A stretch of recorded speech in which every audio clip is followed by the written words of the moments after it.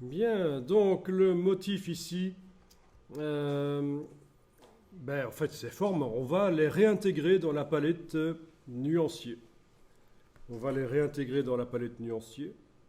Donc avec la flèche noire, je clique dessus, vu que c'est un groupe, il est dans un groupe, tout se sélectionne. Et je vais déplacer ça dans la palette nuancier. Et voilà, j'ai une variante du premier motif. Et donc, je peux sélectionner mon cheval.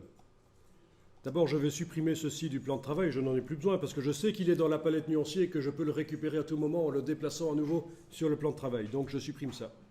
Voilà, je déverrouille mon cheval et je vais le sélectionner et voir ce que ça donne, le nouveau motif dessus. Donc, je sélectionne le cheval et pour la couleur de fond, je mets ce motif-là. Voilà.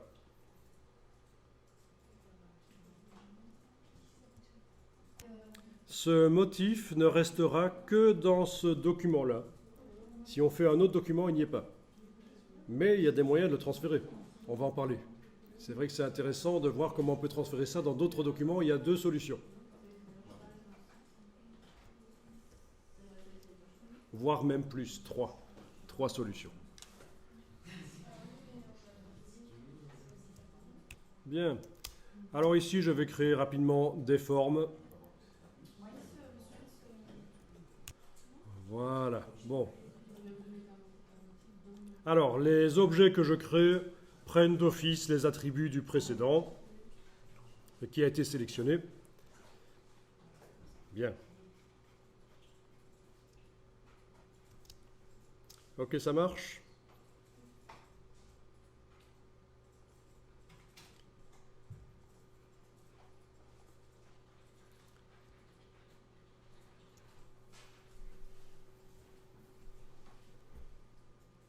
Bien, on imagine vous avez votre motif qui est utilisé dans plein de formes. Voilà. Alors, vous avez fait ça? Je vais verrouiller le calque et travailler sur un autre. Il faut bien comprendre qu'on n'est pas obligé de travailler, si on veut modifier le motif, on n'est pas obligé de travailler sur le même calque, ça n'a rien à voir. Je peux très bien verrouiller complètement le calque ici du cheval et aller commencer à travailler sur un autre calque que j'ai créé en cliquant sur le bloc de feuilles. Donc, il n'y a pas de problème.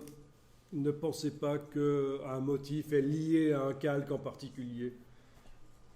Que quand je modifie le motif, je dois le déplacer sur le calque qui contient l'objet qui doit recevoir le motif. Non, rien à voir.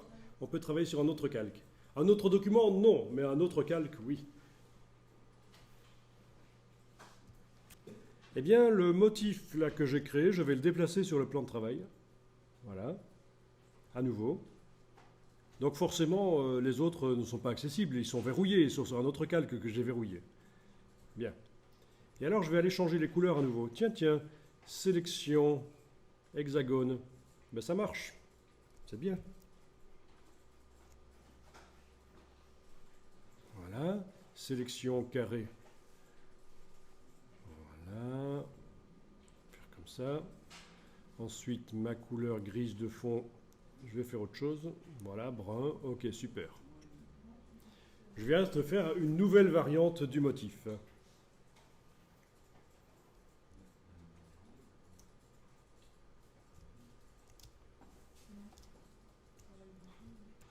Donc je viens de créer une nouvelle version de mon motif. Finalement, j'en ai trois. L'original que j'avais été chercher dans la palette héritage, la première variante que j'ai faite, et puis la troisième qui est sur le plan de travail là. Voilà. Et on sait que si j'amène ceci dans le nuancier, ça va devenir un nouveau motif et que je vais pouvoir sélectionner certains objets et appliquer sur ces objets-là. D'accord? Bon, ça n'a rien d'extraordinaire, c'est ce qu'on a fait avant. Ce que je vais vous montrer, c'est que je peux mettre à jour le motif ici qui s'appelle Nouvelle nuance de motif 1. Tiens, quand je sélectionne comme ça et que je vais dans Options de nuance, Je vais pouvoir le renommer, tiens. Ça, vous pouvez faire si vous voulez. Vous double-cliquez pas sur lui, vous cliquez simplement une fois pour l'activer, celui-là. En n'ayant rien qui est activé sur le plan de travail, hein, attention. Et vous allez pouvoir aller dans le menu de la palette nuancier jusqu'à option de nuance et vous allez pouvoir lui donner un nom à ce motif. Donc je vais appeler ça persan rouge, rouge ocre gris. Voilà. Dans mon cas, hein. Voilà. Et donc il a été renommé.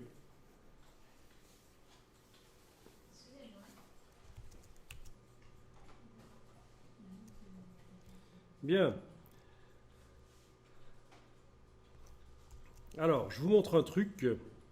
Donc, je vais sélectionner avec la flèche noire mon nouveau motif ici. Eh bien, je peux faire en sorte de mettre à jour le motif qui est là. C'est-à-dire que le motif rouge ocre gris, ben, il ne va plus être rouge ocre gris, il va prendre ces couleurs-là. Et ça pourrait marcher avec n'importe quelle forme, hein. Je peux mettre à jour un motif. Ça permet de faire rapidement des recherches parce que tous les objets qui utilisent le motif que je vais mettre à jour vont se mettre à jour. Alors, quand on déplace avec la flèche noire vers le plan de travail, c'est sûr que ça permet d'insérer un motif. Mais là, je vais faire mieux, j'enfonce la touche Alt. Et je vais sur le motif que je veux remplacer. Je lâche le bouton à souris, puis la touche Alt. Ce motif a été mis à jour. Tous les objets qui utilisaient ce motif ont été mis à jour. Vous voyez, j'annule. Je recommence. Avec la touche Alt enfoncée, vous allez pouvoir mettre à jour un motif. Et ce qui est génial, c'est que si vous avez 500 objets sur votre affiche qui utilisent ce motif, ils sont tous mis à jour forcément, puisqu'ils font appel au motif qui est dans la palette nuancier. Donc autrement dit, les motifs sont d'office globaux, hein. On avait vu les couleurs globales. Un motif, c'est d'office global. Ça veut dire que les objets ont un lien avec ce qui est dans le nuancier.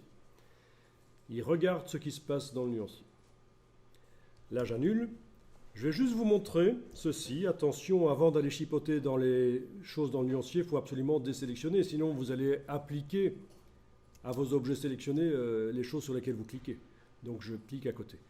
Avant de faire ça, ce serait peut-être intelligent de dupliquer le motif. Donc, le motif persan rouge ocre gris, je l'amène sur le bloc de feuilles. J'obtiens persan rouge ocre gris 2. Bien. Que je peux renommer d'ailleurs backup.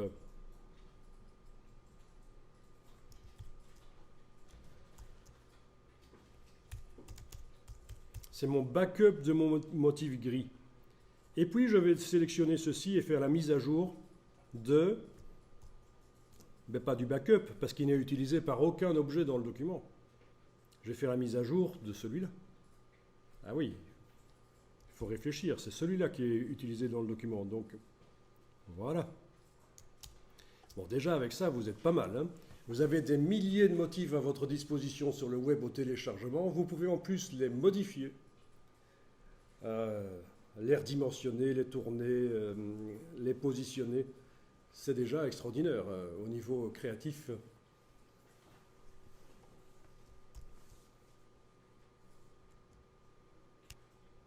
Bien.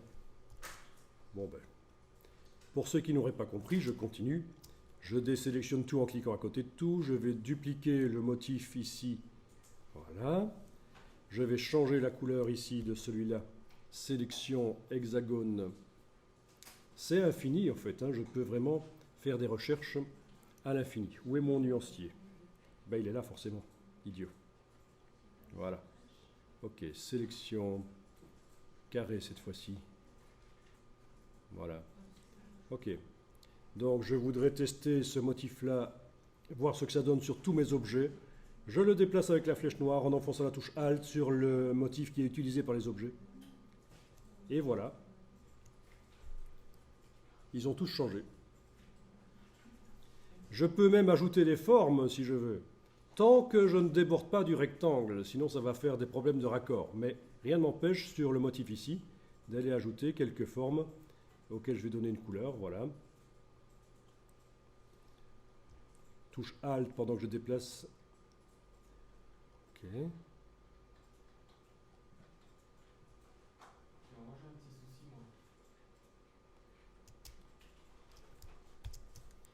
Bien. Je sélectionne avec la flèche noire le motif. Ah oui, et aussi les objets au-dessus, attention, hein, parce que là, mes objets sont en dehors du groupe. Hein. Voyons un peu ça. Oui, mes étoiles, là, sont en dehors du groupe du motif original. Bon. J'ai bien fait attention à ne pas les faire dépasser en dehors du rectangle hein, de recadrage. Je sélectionne tout. J'amène là sur... Tiens, est-ce que j'avais fait le backup? Non, on dirait que je n'ai pas fait le backup de celui-là. Je vais dupliquer celui-là. Voilà. OK. Au moment où j'ai dupliqué, j'ai bien fait attention que j'avais aucun objet sélectionné, sinon ça aurait appliqué ce motif-là sur mes objets sélectionnés. C'est là d'où vient l'erreur, souvent. On va chipoter dans la palette nuancier pour faire un duplicata, mais on avait un objet sélectionné, il reçoit le motif sur lequel on a cliqué. OK, donc je sélectionne le tout. Je déplace avec la touche Alt enfoncée sur mon motif qui est utilisé par mes objets. Et normalement, mes objets ont tous maintenant ce motif-là. Voilà, comme prévu, ça marche. OK. Je me dis, tiens, les étoiles, ça aurait été mieux en blanc. Voyons un peu ça. Sélectionnez ça. Sélection identique couleur de fond. Je les mets en blanc. Voilà. Je déplace tout ça. Et voilà. J'ai maintenant le motif blanc. Vous voyez, au niveau recherche créative, c'est assez génial.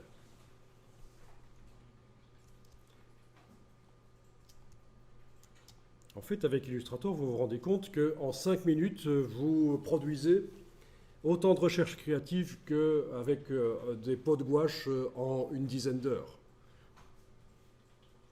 Ce qui est quand même assez dingue. C'est à ça que ça doit servir l'informatique. C'est à votre service vraiment pour augmenter votre créativité. Ce n'est pas vous qui êtes au service de l'informatique, c'est l'inverse.